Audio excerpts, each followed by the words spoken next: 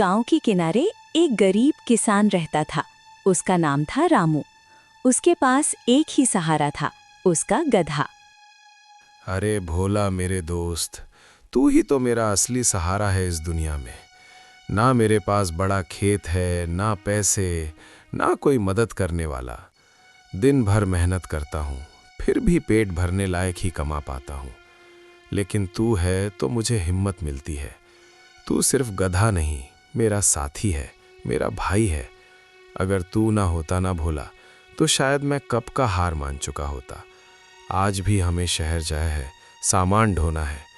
चल मेरे दोस्त, आज भी मेहनत करेंगे, शायद किस्मत बदल जाए। अरे मालिक, आप भी ना हर रोज वही दुख भरी कहानी सुना देते हो। मैं गधा जरूर हूँ, लेकिन इतना भी भोला नहीं हूँ कि आपकी हालत ना समझूं। आप मेहनती हो, ईमानदार हो, बस किस्मत थोड़ी रूठी हुई है। लेकिन चिंता मत करो, एक दिन ऐसा आएगा जब यही लोग आपको सलाम करेंगे।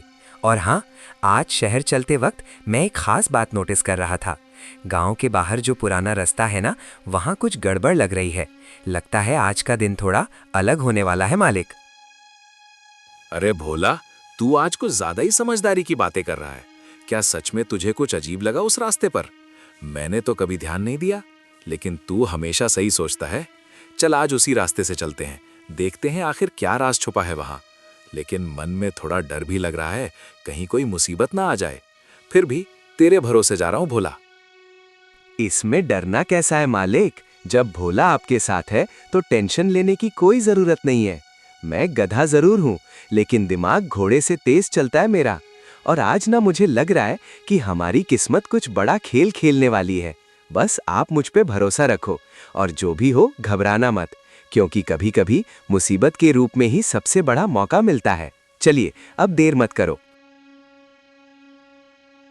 रामू और भोला उसी पुराने रास्ते पर आगे बढ़ जाते हैं।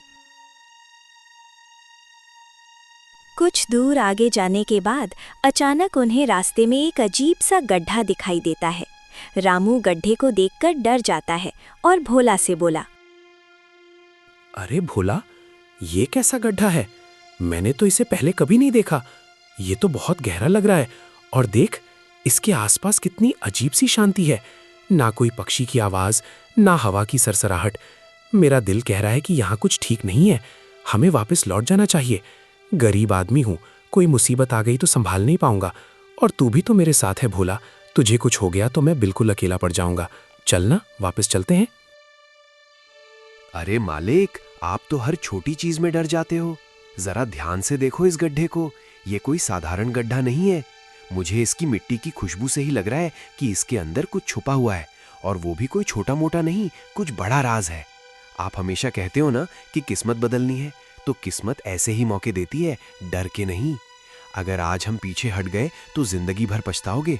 हिम्मत रखो मालिक, और मुझ पे भरोसा करो।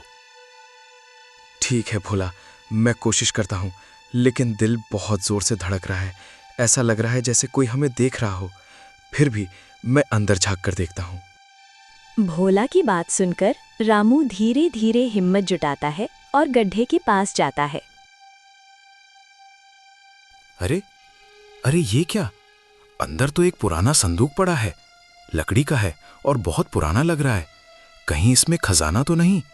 लेकिन अगर ये किसी का हुआ तो, या फिर कोई जाल हुआ तो?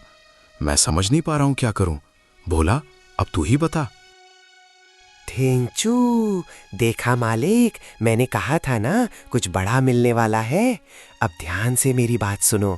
ये संदूक जरूर खास है, वरना यहाँ ऐसे छुपा हुआ क्यों होता? लेकिन बिना सोचे समझे इसे खोलना भी सही नहीं है। पहले हमें ये देखना होगा कि कहीं इसके साथ कोई चाल तो नहीं जुड़ी। आप धीरे धीरे नीचे उतरिए और मैं ऊपर से नजर रखूंगा। अगर कुछ भी गड़बड़ हुआ तो मैं आपको तुरंत चेतावनी दूंगा। और हाँ, डरना मत, क्योंकि आज का दिन हमारी जिंदगी बदल सकता है। भोला की बात सुनकर रामू की हिम्मत बढ़ जाती है और फट से गड्ढे में कूद जाता है। अरे अरे, ये क्या? अंदर तो एक पुराना संदूक पड़ा है। लकड़ी का है और बहुत पुराना लग रहा है।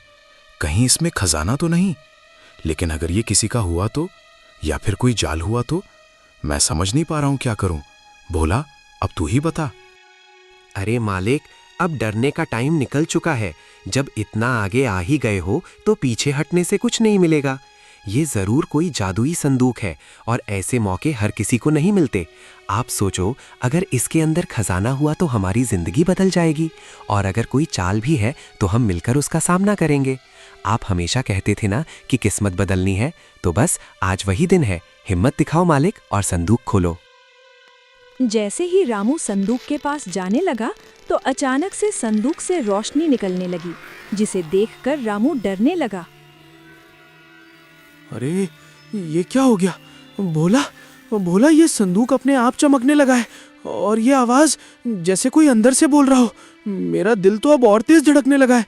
कहीं ये कोई जादू टोना तो नहीं, या फिर कोई भूत प्रेत तो नहीं है इसमें। मैंने तो बस सोचा था शायद कुछ पैसे मिल जाएंगे, लेकिन ये तो कुछ और ही निकल रहा है। अब मुझे समझ नहीं आ रहा कि इसे खोलूं या भाग जाऊं। भोला, मैं फंस गया हूं। तू जल्दी कुछ बोल, वरना मैं डर के मारे यहीं बेहोश हो जाऊंगा।